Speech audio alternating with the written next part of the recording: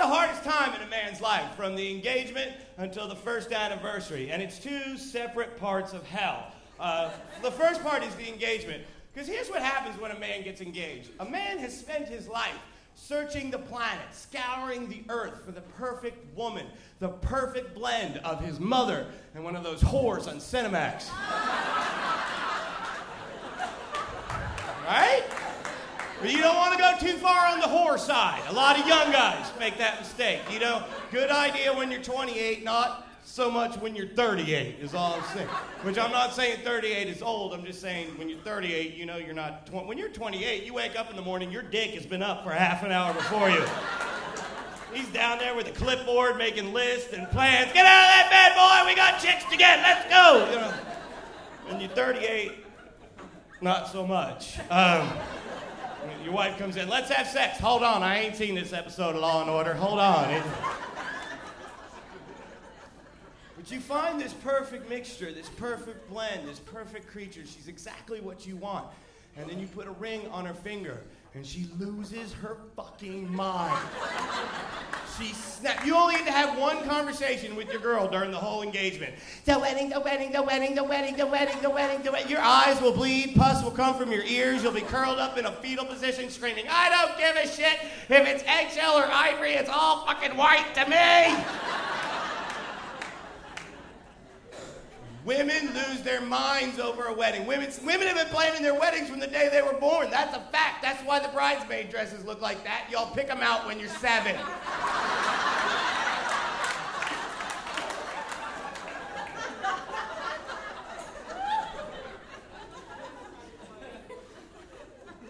Then you get to the marriage. And it starts a whole new level of hell. Because all you do when you're a guy in the first year is you learn. And you go to school, you get retrained in life. Everything, you gotta relearn, you have to wash dishes before you put them in the dishwasher. Don't know why, but they'll lose their fucking head. The first thing you learn, you are not as good of a driver as you once thought you were. Right? You learn. It's a struggle. Who's dating here? Anybody dating? Dating? How long y'all been dating? You ever been married? I'm gonna help you out a little bit. Because you really can't believe your married friends when you're a single guy. Because married people lie to single people. My friend Jake told me all the time, you're gonna love being married. It's the best experience of your life. You're gonna be so happy. 3 weeks after I was married, he called. I saw his name on the caller ID. I said, hello. He went, gotcha, click. Do you realize 2 years ago when you two first met, the very first second she laid eyes on you, that very instant she saw you, she opened up a file in the back of her head. Look at these guilty bitches laughing. They all know. Some of them got 3 or 4 files going right now.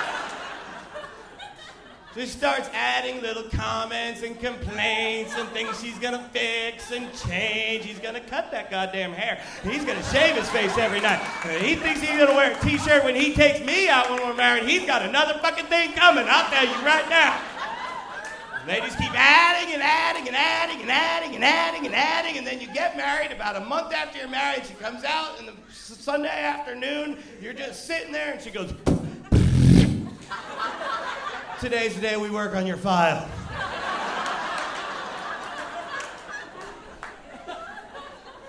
My wife lost her shit with me one morning about 3 weeks after we were married, man.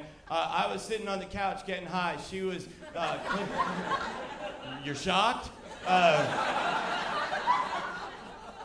She was in the bathroom. She was cleaning the bathroom. Not that because I think it's her, no, I'm not chauvinist. I don't think it's her job to clean the bathroom. That's completely her deal. And apparently I don't fucking know how to clean a bathroom.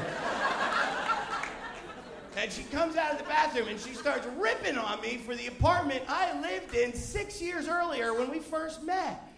And I knew her 2 months when I moved out of that place. 2 months of our 6 years. But she, do you remember that place? It was filthy. It was disgusting. It was repulsive. I don't know how you stood to be in that filth. It's just, I said, baby, what are you talking about?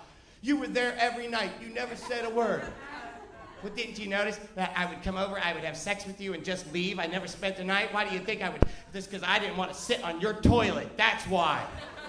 Why do you think I'd come over, have sex with you, and just leave? I said, I thought that was because you were the coolest chick I ever met.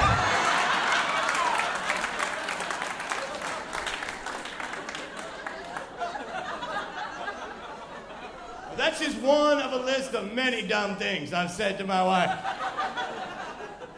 There was one so stupid I suggested to my wife that she may want to get breast implants. Yeah, it's all women doing the ooh in it, okay? Guys are like, what's the problem, all right?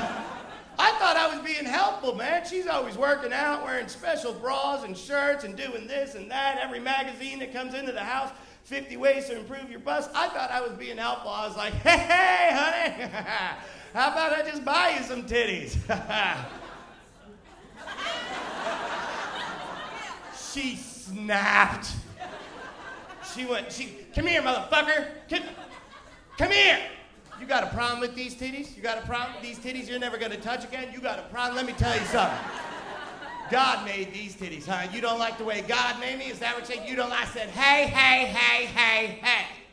When God made me, little Ricky had a turtleneck.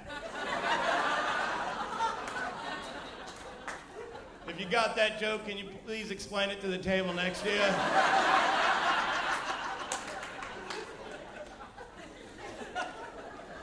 Really funny? Ha ha ha, Mr. Funny Guy. What if I asked you to get a surgery, huh? How would you feel? How would you feel if I asked you to make little Ricky big Ricky? Would you do that, huh? Would you do that? Yeah.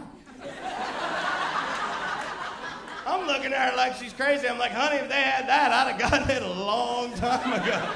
Wouldn't even know your ass.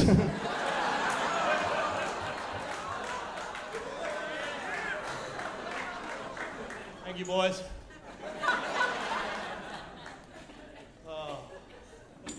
I get a lot of shit because that's kind of my nickname in the business, is they call me the true romantic guy. And people always laugh because they're like, hey, we've seen the act. And every audience, there's a woman who is sitting out there right now who feels like she's been chosen by God to come up to me after the show and bitch me out for the shit I said about my wife. If you are that woman, if you feel fate tapping you on the shoulder right now, listen to me clearly. Shut your hole. I don't want to hear it. My wife has heard these jokes. My wife likes these jokes. And most of all, my wife likes to shit these jokes by us. So let it go. My wife will be out there helping me sell these jokes after the show. So you can tell her yourself.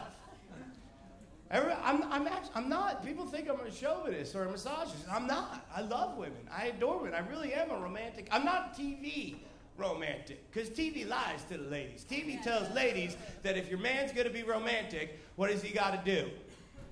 Spend money. Is that what it's about, ladies? Is it about the money? No. Oh, lying bitches in here tonight. Like 14 lying bitches sprinkled through the room, one honest gold digger bitch in the back, and every woman that said nothing's just here with the man she's scamming right now. But my honest gold digger bitch back there, let me tell you something. If you think it's about the money, if you think that's what it's about, let me tell you something. If you've never been fucked by a poor man, you've never been fucked right. It's a fact. Have sex with a rich man. He's thinking about his golf game. He's thinking about his stock portfolio. He's thinking about his sailboat. Have sex with a poor man. He's thinking one thing. If I do this right, I could stay here tonight.